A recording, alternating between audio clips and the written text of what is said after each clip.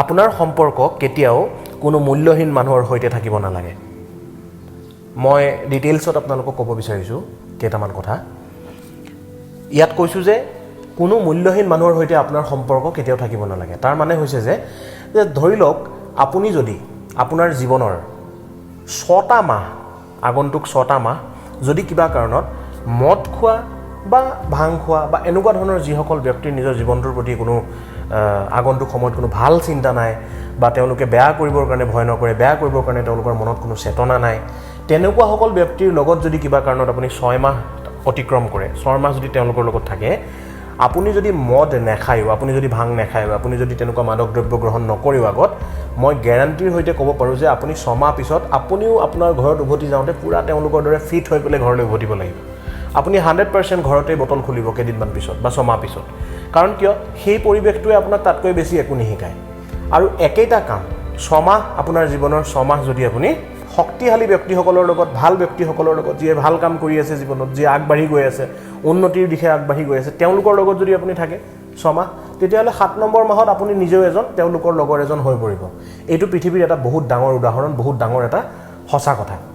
এতিয়া কথা হ'ল, মই ধৰি লোৱা হ'ল আপোনালোকক মই ক'লোঁ যে আপুনি 9জন ব্যক্তি যিসকলে বহুত সফল, বহুত ছাকচেছ হৈছে লাইফত, বহুত আগুৱাই গৈছে, তেওঁলোকে বহুত উপাৰ্জন কৰিছে, বহুত ৰিচ ফেমিলি নিজে ক্ৰিয়েট কৰিছে, সকলো সময়ত তেওঁলোকে আগবাঢ়ি গৈছে, তেওঁলোকৰ লগত যদি আপুনি থাকে, মই গেৰাণ্টি 5000% গেৰাণ্টি দি ক'ব পাৰোঁ 10 নম্বৰ ছাকচেছ মানুহজনে আপুনি হৈ যাব কেইদিনমান পিছত। গতিকে আপুনি যি কৰি আছে, আপুনি যিহৰ লগত জড়িত আছে থাকক, কিন্তু লগত আপোনাৰ এটমছফিয়াৰটো, আপোনাৰ পৰিৱেশটো, আপুনি যিসকল ব্যক্তিৰ লগত উঠা বহা কৰে, আপুনি যিসকল মানুহৰ লগত উঠা বহা কৰে, এইটোৰ ওপৰত আপুনি চাই লওক যাতে আপুনি যাৰ লগত বসবাস কৰি আছে, যাৰ লগত আপুনি উঠা বহা কৰে, যাৰ লগত ফ্ৰেণ্ডশ্বিপ আছে, তেওঁসকলৰ যাতে জীৱনটো জীয়াই থকাৰ কোনো এটা উদ্দেশ্য আছে, তেওঁলোকৰ জীৱনটোত যাতে কাম কৰাৰ, নিজৰ জীৱনটোক ভাল পোৱাৰ, নিজৰ ফেমিলিটোক ভাল পোৱাৰ যাতে মানসিকতা আছে, তেওঁলোকে যাতে ভাল কাম কৰি আছে, ডে বাই ডে যাতে তেওঁলোকে গ্ৰ' কৰি আছে, ডেভেলপ কৰি আছে, তেনেকুৱা ব্যক্তিসকলৰ লগত থাকিবলৈ চেষ্টা কৰক। মই এটা সৰু উদাহৰণ আপোনালোকক দিছোঁ। কি হ'ল চাব, মানুহৰ মাজতে কিমান ডিফাৰেঞ্চ মাইণ্ডছেট থাকে।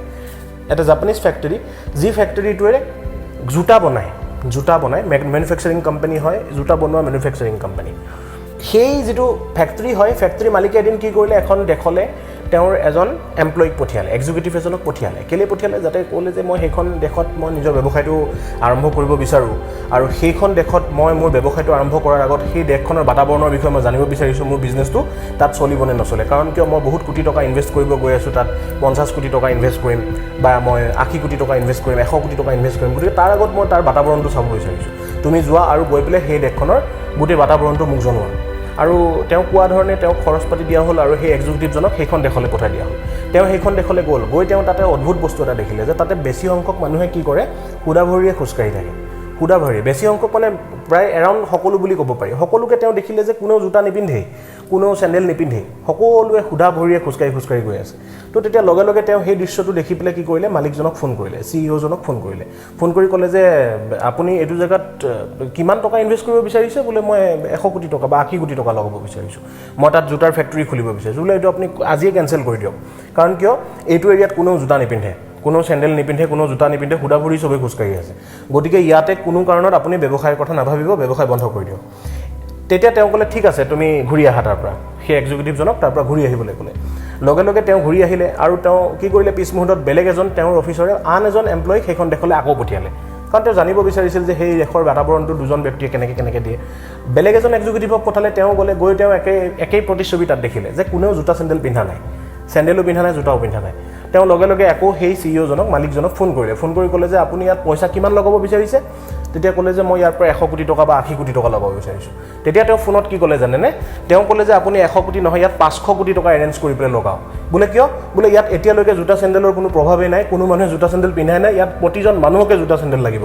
ইয়াত আপুনি 100 কোটি টকা লগালে আপোনাৰ কাৰণে কম হ'ব, কাইলৈ আপুনি আকৌ এৰেঞ্জ কৰিব লাগিব। গতিকে আৰম্ভণিতে এৰেঞ্জ কৰি পেলাই বেছি পইচা লগাওক, কাৰণ ইয়াত গোটেইখিনি মাৰ্কেট আপুনি অকলে ধৰিব পাৰিব। ইয়াৰ দ্বাৰা আপুনি এটা কথা বুজক যে ইয়াতে দুজন মানুহৰ একেটা জেগাত গৈ একেটা টপিকৰ ওপৰত যি এনালাইচিছ কৰিব দিছিলে, সেই এনালাইচিছ ৰিপৰ্টত দুজন মানুহে দুটা বেলেগ বেলেগ ৰিপৰ্ট দিছে।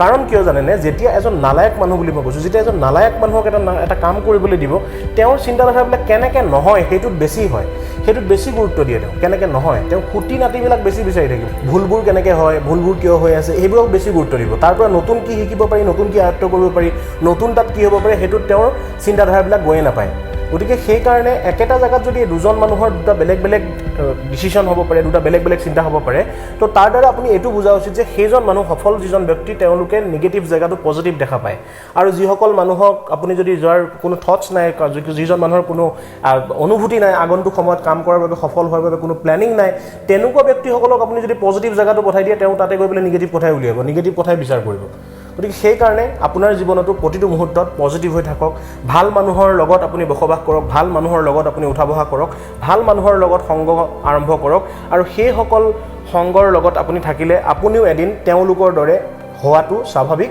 আৰু সেইকাৰণে নিজক প্ৰত্যেকটো মুহূৰ্তত পজিটিভ এটমস্ফিয়াৰৰ লগত ৰাখক থেংক ইউ